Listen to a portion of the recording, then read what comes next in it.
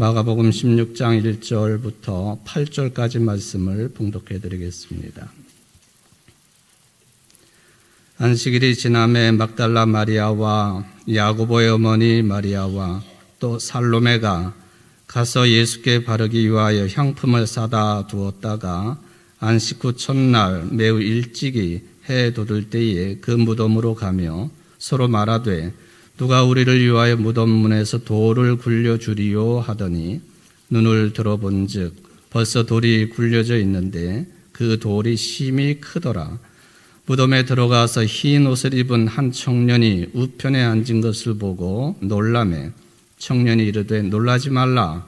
너희가 십자가에 못 박히신 나사렛 예수를 찾는구나. 그가 살아나셨고 여기 계시지 아니하니라. 보라, 그를 두었던 곳이니라. 가서 그의 제자들과 베드로에게 이르기를 예수께서 너희보다 먼저 갈릴리로 가시나니 전에 너희에게 말씀하신 대로 너희가 거기서 배우리라 하라 하는지라. 여자들이 몹시 놀라 떨며 나와 무덤에서 도망하고 무서워하여 아무에게 아무 말도 하지 못하더라. 아멘. 이는 하나님의 말씀입니다. 하나님께 감사합니다.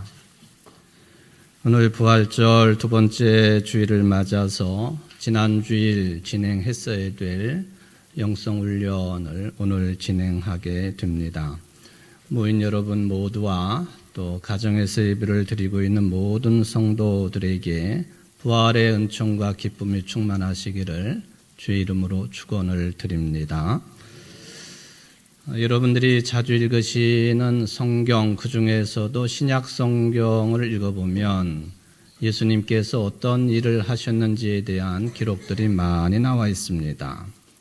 일반적인 내용들도 많이 있지만 예를 들면 예수님이 물 위를, 호수 위를 걸으셨다라고 하는 내용이라든지 또 예수님이 그 당시 사회에서 불치병으로 여겼던 그런 나병 환자를 고쳐주시고 나면서부터 말 못하는 사람을 고쳐주시고 안진뱅이 소경을 고쳐주시고 그리고 귀신 들린 사람도 고쳐주시고 귀신을 내어 쫓은 이야기들은 특별히 관심을 끄는 내용들이 되겠습니다. 그런데 신약성경 내용 가운데 아무리 우리의 관심을 많이 끌고 있는 내용이라 할지라도요, 오늘 본문에 들어있는 내용처럼 예수님께서 십자가에 못 박혀 죽으셨다가 3일 만에 다시 살아나셨다고 하는 이 말씀만큼의 비중은 갖지 못합니다. 예수님이 부활하셨다 하는 이 선언만큼 더 큰 이야기 내용이 없다는 말씀입니다. 그런데 솔직히 말씀을 드리면 21세기를 살아가고 있는 여러분 또 현대인들 이성적인 판단을 하고 있는 지성인들에게 이 예수님의 죽으셨다가 다시 살아나셨다고 하는 이 내용은 이 납득하기가 쉽지가 않다 하는 것입니다. 왜냐하면 죽었다가 완전히 죽었다가 다시 살아난다고 하는 것은 자연의 섭리 또는 창조의 섭리, 자연의 법칙을 분명히 어기는 일이기 때문에 그렇습니다. 있을 수 없는 일이라는 것이죠.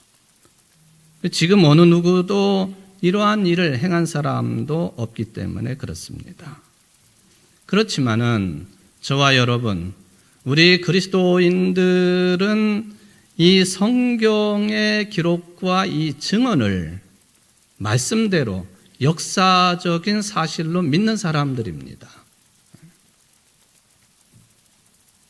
그래서 이 예수님의 부활하심을 믿는 우리들하고 이거에 대해서 생각도 하지 아니하고 오히려 비아냥되고 있는 세상의 비그리스도인들 사이에는 이게 서로 넘어갈 수 없는 아주 커다란 이성적인 장벽이 놓여 있다고 말해도 틀리지 않습니다.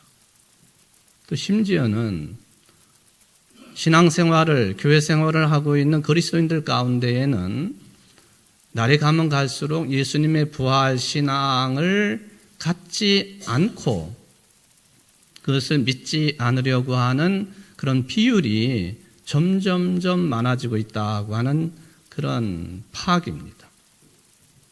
심지어는 어떤 목사는 부활이 있어? 만약에 부활이 있다면, 그렇게 설교하는 그런 목사가 있다고 한다면 안 될 일이죠. 그러므로 특별히 이 불신자들과 우리들 사이에 놓여있는 이런 그 장벽을 극복하기 위해서라도 여러분 모두는 온 인류가 가장 이성적으로 받아들이고 이해하기 어려운 예수님의 부활, 더불어서 죽은 자의 부활을 정확하게 이해하고 받아들이고 또 믿음으로 신앙으로 고백할 필요가 더 강한 시대를 살고 있다 하는 것입니다. 왜 그런 줄 아십니까? 예수님의 부활은 성서의 모든 증언들 중에서도 가장 중요한 위치에 놓여 있습니다. 중앙에 핵심적인, 그리고 없어서는 안 되는 그런 내용으로 자리를 하고 있다 하는 것이에요. 저나 여러분의 신앙의 출발이 부활 신앙입니다. 따라서 교회, 주는 그리스도시요 살아계신 하나님의 아들이십니다 라는 이 고백 위에 세워진 이 교회 공동체의 신앙의 출발도 부활입니다. 예수가 그리스도이시고 하나님의 아들이시라고 한다면 그분이 무엇을 했길래, 어떻게 하셨길래 우리의 그리스도가 되시고 하나님의 아들이신가? 그 질문을 해야 되지 않겠습니까? 십자가에 달려 죽으셨다가 왜? 내 죄를 대신해서, 우리 모든 인간들의 죄를 대신해서 십자가에 달려 죽으셨다가 3일 만에 부활하셨고, 부활하신 분이 나타나셨고, 그리고 하늘로 올라가신 이 기록과 이 전언을 역사적인 사실로 믿는 그 부활신앙이 여러분들 믿음의 출발이요, 우리 교회 공동체의 기초, 반석이 되고 있기 때문에 더 확실하게 부활신앙에 대한 고백과 삶이 필요하다 하는 것입니다. 사도 바울이 고린도 교회에게 보낸 편지 내용 가운데 유명한 고린도전서 15장은 제목 자체가 부활장으로 되어 있습니다. 만약에 부활이 없다면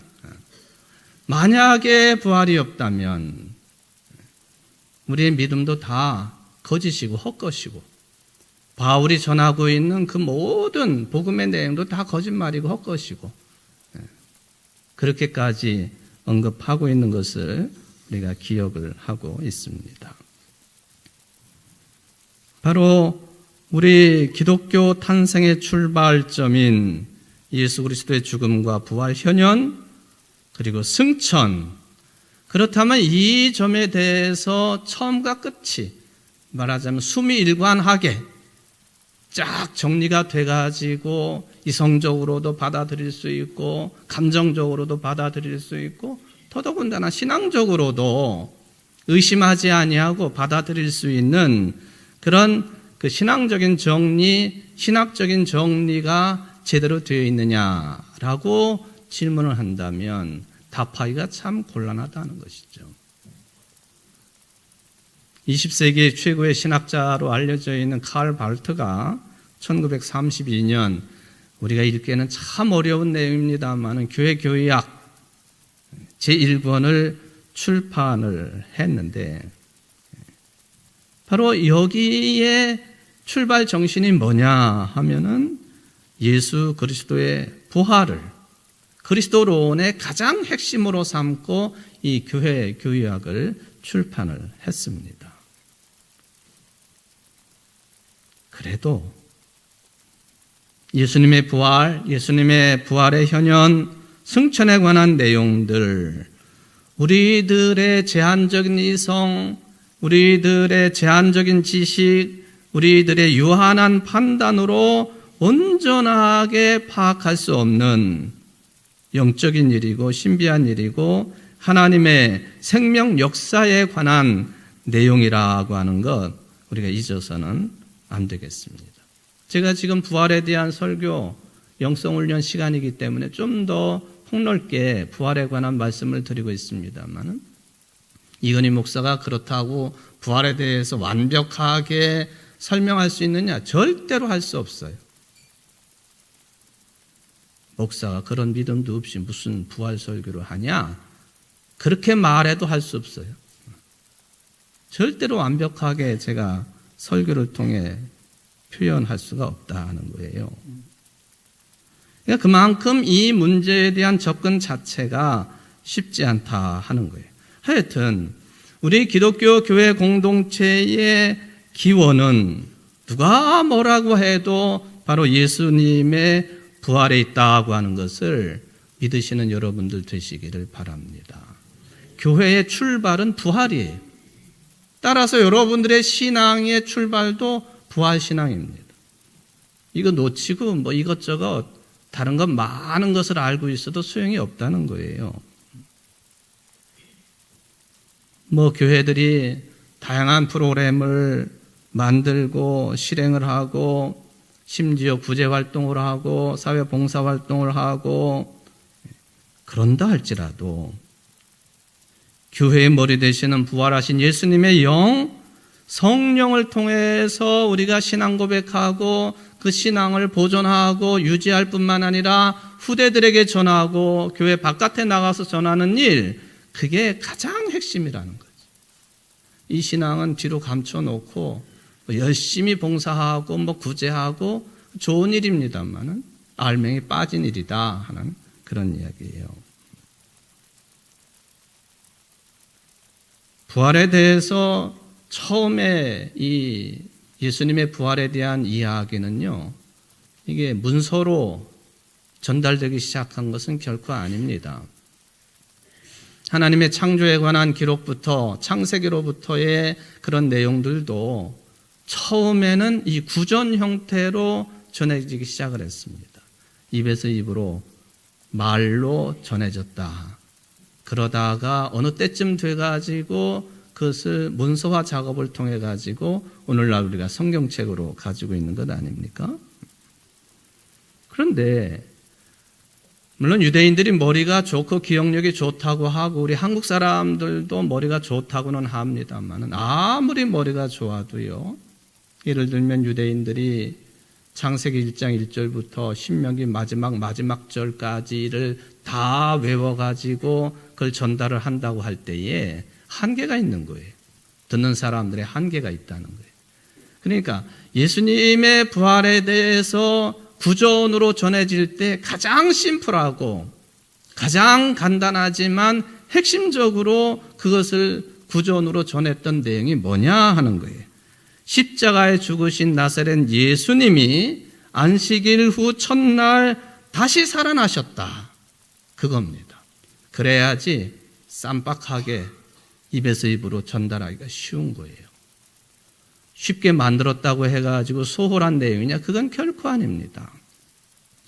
죽으신 예수님이 다시 살아나셨습니다. 그 소위 말하면 그 말씀의 캐리그마라, 가장 핵심적인 내용.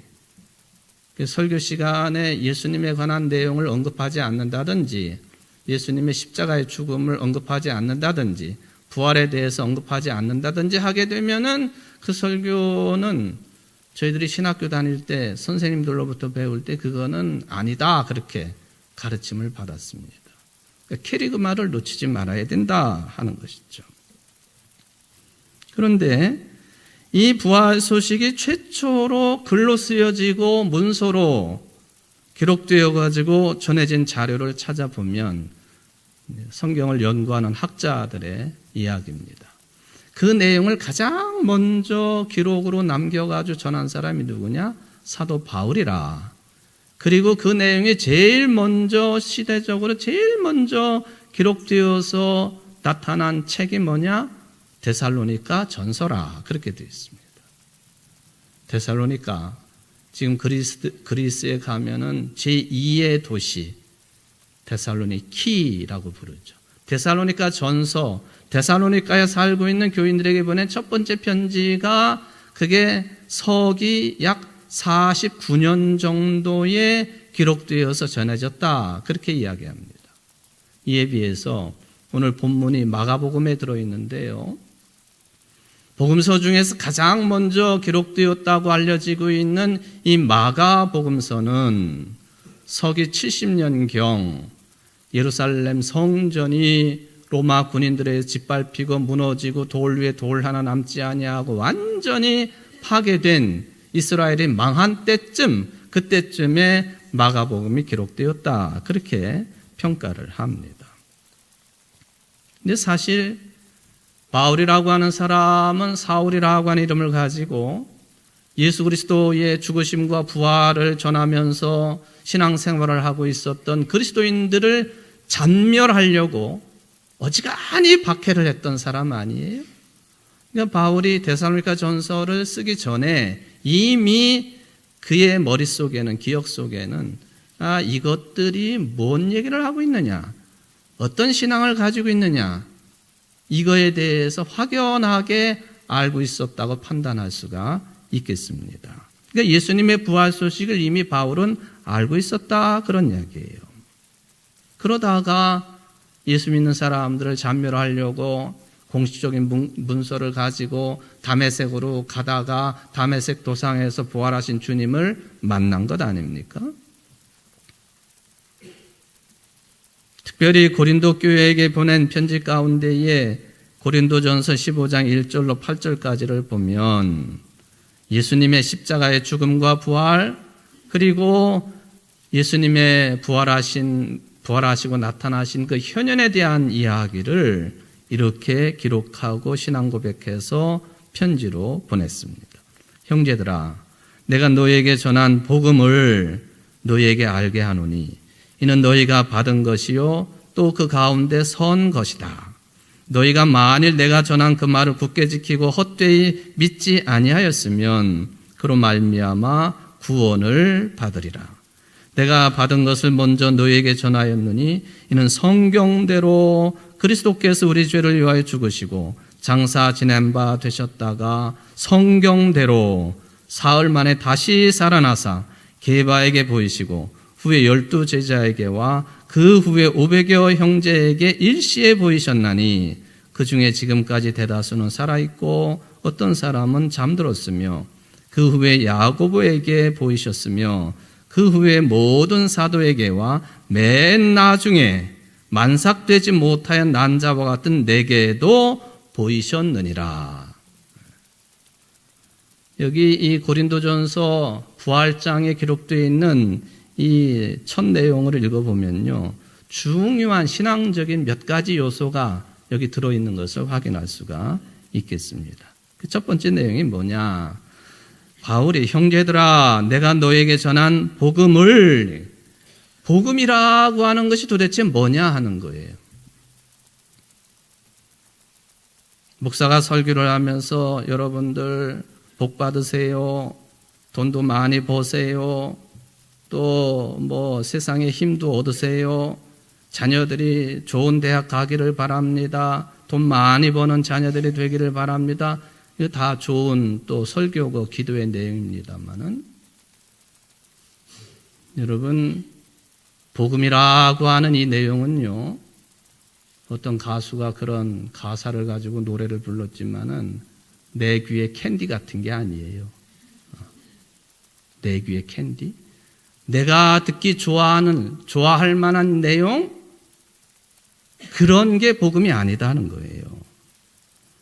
인간들이 듣기 좋아하는 소리나 종교적인 교리가 아니라 나사렛 예수께서 성경대로 기록된 대로 우리 죄를 위하여 우리 죄 때문에 십자가에 죽으시고 부활하여 제자들에게 나타나셨고 승천하셨다. 이게 복음이라는 거예요. 그럼 정확하게 복음이 뭐냐 하는 것을 좀 우리가 파악을 하면 좋겠습니다. 오늘 고린도전서 15장 1절에서 바울의 이 선포를 에반겔리온, 복음이라 그렇게 규정을 했기 때문에 제가 이 말씀을 드릴 수가 있습니다.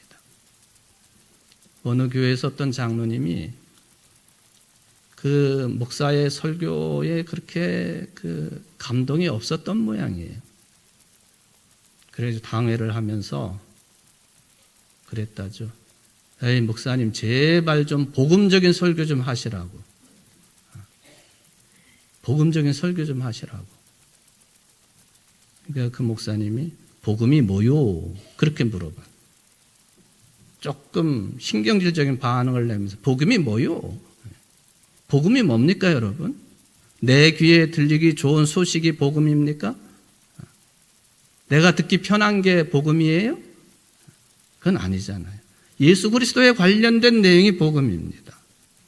이거 흐트러지면 안 된다 하는 거예요. 그리고 이 복음이 바로 부활 소식이 바로 교회 공동체가 서 있는 터라. 이 예수님에 관한 이 내용이 부활 소식이 교회가 서 있는 반석이다 하는 거예요. 이게 이제 바울이 한 이야기입니다. 그리고 이 복음을 헛되이 믿지 않는 한, 즉 굳게 믿어가지고 그렇게 되면 그것 때문에 구원을 받는다. 이 복음의 내용 때문에 구원받는다는 것이죠. 그리고 또 하나, 예수님의 이 부활에 관한 소식은 내가 꾸며낸 얘기가 아니라는 거예요. 내가 창작해냈다든지 소설 쓰듯이 해낸 것이 아니라 단지 내가 전달받은 것을 다시 당신들에게 전달하는 것뿐입니다. 부활하신 주님을 목격한 사람들의 증언을 바울이 종합해가지고 고린도 교인들에게 전달하는 것뿐이다. 그 말씀이에요. 오늘 본문에 보면요, 3명의 여인들이 등장을 했습니다. 예수님이 죽으셔가지고 십자가에 내려지셔서 그리고는 아리마대 요셉의 새 무덤에 안치가 되셨잖아요. 이 안식일이 다가왔기 때문에 급하게 예수님을 내려가지고 그냥 제대로 우리 식대로 하면 염이라든지 또는 유대인들 식대로 하면은 향품을 바르거나 하지도 못하고 그냥 모셔둔 거예요. 그러니까 세 여인들이 예수님이 모셔둔 무덤에 찾아가 가지고 향품을 바르려고 했다. 막달라 마리아, 야고보의 어머니 마리아, 살로메라고 하는 이름을 가지고 있는 여인들이었습니다. 좀 궁금합니다. 이게 이 중요한 순간에 부활의 소식을 처음 듣는 순간 아닙니까? 그게 왜 남자들이 아니고 여성들이 이 소식을 들었을까? 그리고 바울은 고린도 교인들에게 이런 부활에 대한 이야기를 전하면서 이 세 여인들 부활 소식을 가장 먼저 접한 사람들의 언급은 왜 안 했을까? 이게 좀 궁금하기는 합니다. 2000년 전에 사회적인 풍습이 그게 아마 작동이 되지 않았을까? 또는 당시의 어린이들 또 여성들은 사회적인 무게감이 훨씬 떨어졌기 때문에 뭐 그랬을까? 뭐 이런저런 생각을 해보게 됩니다.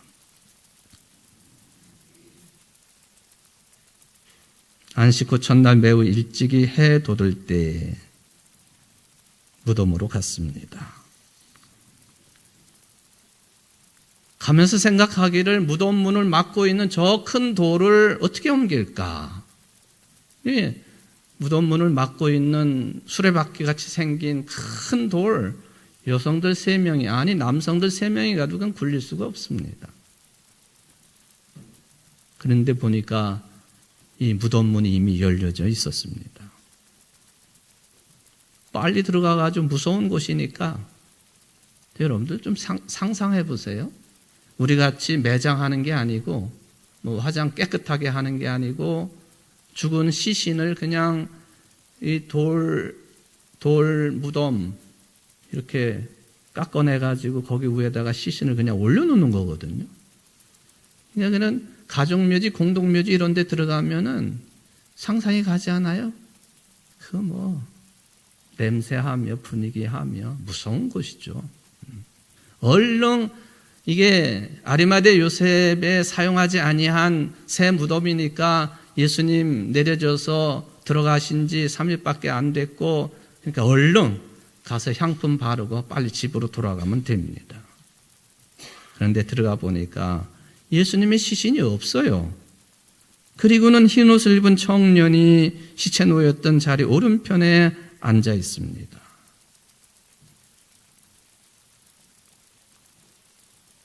이상한 일은 이 여성들이 이 청년을 알지 못한다는 거예요.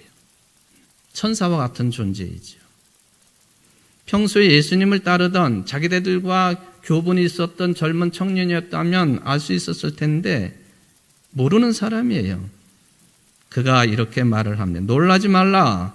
너희가 십자가에 못 박히신 나사렛 예수를 찾는구나. 그가 살아나셨고 여기 계시지 아니하니라. 보라, 그를 두었던 곳이니라.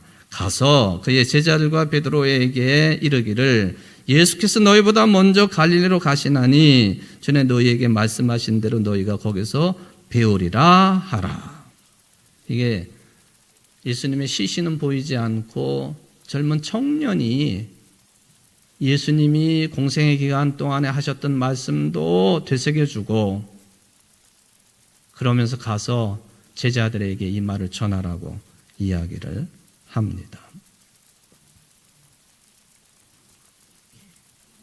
부활하신 예수님은 일부 사람들에게만 현현하셨습니다. 얼마 전에도 말씀드린 내용이지만 아니 예수님이 부활하셔가지고 자기에게 사형 언도를 내렸던 빌라도 앞에 탁 나타나시거나 또는 대제사장 가야바 면전에 나타나시거나 또는 이스라엘의 정치 종교의 중심 기관인 사내들인의 수많은 그 공회 의원들 앞에 떡 나타나시거나 아니면 예루살렘 성전이 있는 광장에 탁 나타나셔가지고 자초지종을 말씀하시고 내가 이렇게 손발을 봐라, 옆구리에 창 찔린 걸 봐라, 내가 죽었었지만은 다시 살아난 너희들이 죽인 나사렛 예수다 하고 말씀하셨으면 전도하는데도 좋을 것이고 기독교 교회가 아마 더 좋은 환경 속에서 복음을 전하지 않았을까 제 생각입니다.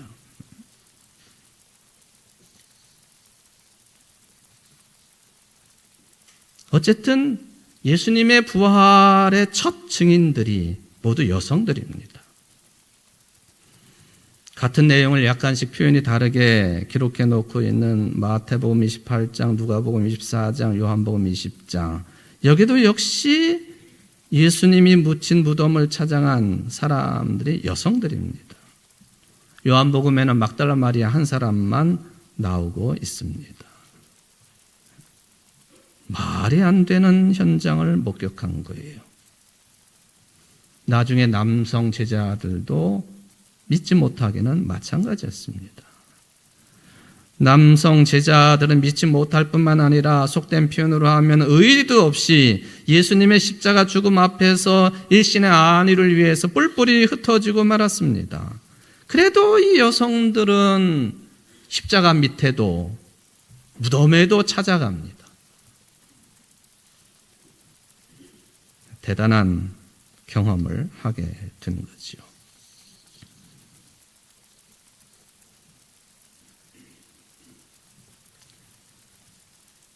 이 천사의 말을 듣고는 이 세 여성들이 뛰쳐나옵니다.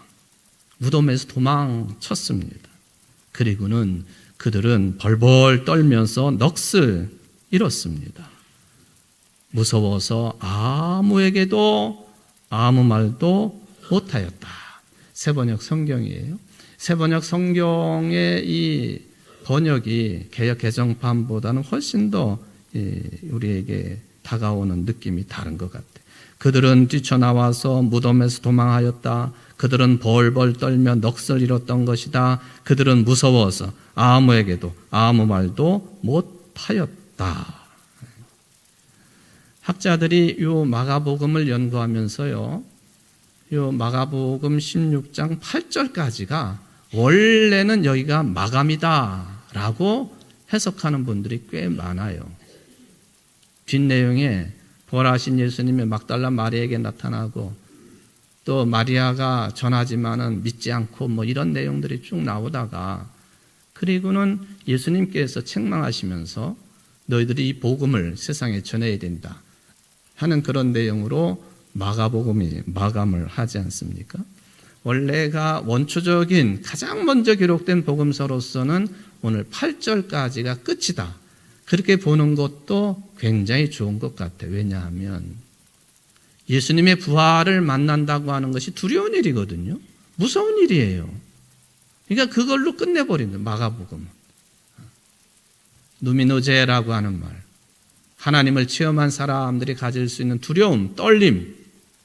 이사야 6장에 있는 것처럼 이사야가 성전에서 하나님의 강림을 체험했을 때 두렵고 떨린 것처럼 이게 대단한 일을 만나게 되면 오금이 저리고 두렵고 떨린 거예요. 그게 솔직한 거죠. 그렇죠? 제가 여러분들 앞에 귀신으로 나타나면 무섭고 두렵지 않겠어요? 그는 인지상정입니다. 이 여성들은 무서워서 아무에게도 아무 말도 못했습니다. 최소한 베드로에게만이라도 전했어야 할 것인데 낯선 존재, 절대 타자 앞에서 말문이 막힌 것처럼 이 여성들이 그랬다 하는 것이죠. 이런 체험이 무섭기는 하지만 이게 또 중요하기도 합니다. 왜냐하면 우리 기독교 신앙의 출발의 그런 어떤 분위기 중에 하나는 두려움이 있거든요. 두려움. 절대 타자이신 하나님께 대한 두려움이 우리 신앙의 또 출발의 어떤 흐름입니다. 부활 사건도 마찬가지죠. 오늘 본문에 등장하고 있는 세 여성이 그 뒤로 어떻게 살았을까? 구체적으로 말하는 건 없지만 사도행전을 읽어보면은 성령 충만함을 받은 마가의 다락방에 110명의 교인들, 그 중에 예수님의 어머니 마리아도 계셨었고 당연히 이 여성들도 있었을 것이라고 판단됩니다. 그 집이 누구네 집이에요? 마가의 어머니 마리아의 집이었죠. 마가의 다락방이 그 집입니다. 그러니까 이 세 여성들이 최초로 부활 소식을 듣고 감히 두려워서 말을 전하지 못했지만은 성령 충만함을 받고는 그때 우리가 천사로부터 예수님이 부활하셔서 여기 계시지 않다고 하는 소식을 처음으로 들었다.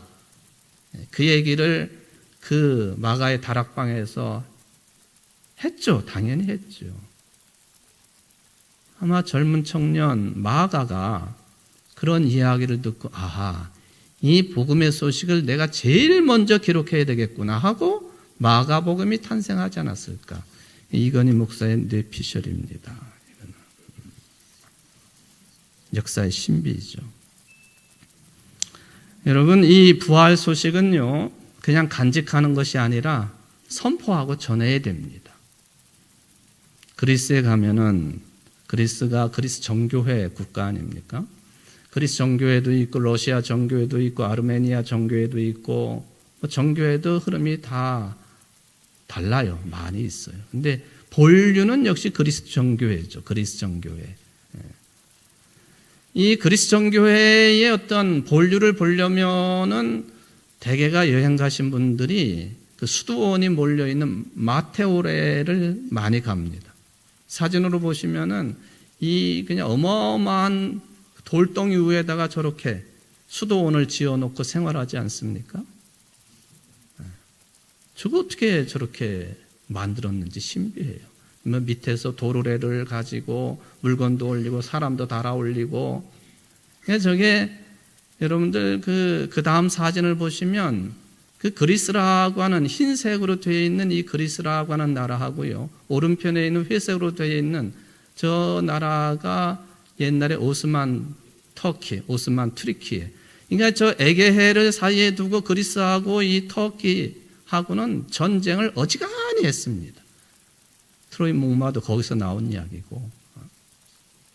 그런데 그리스라고 하는 나라가 그렇게 많은 전쟁과 지배도 받고 했지만 그래도 이 정교회를 유지한 그 원인이 뭐냐? 이렇게 바위 위에다가 수도원 지어놓고 수도사들이 신앙을 지키고, 그랬기 때문에 그리스 정신이, 신앙 정신이 유지가 됐다. 그렇게 이야기를 하지 않습니까?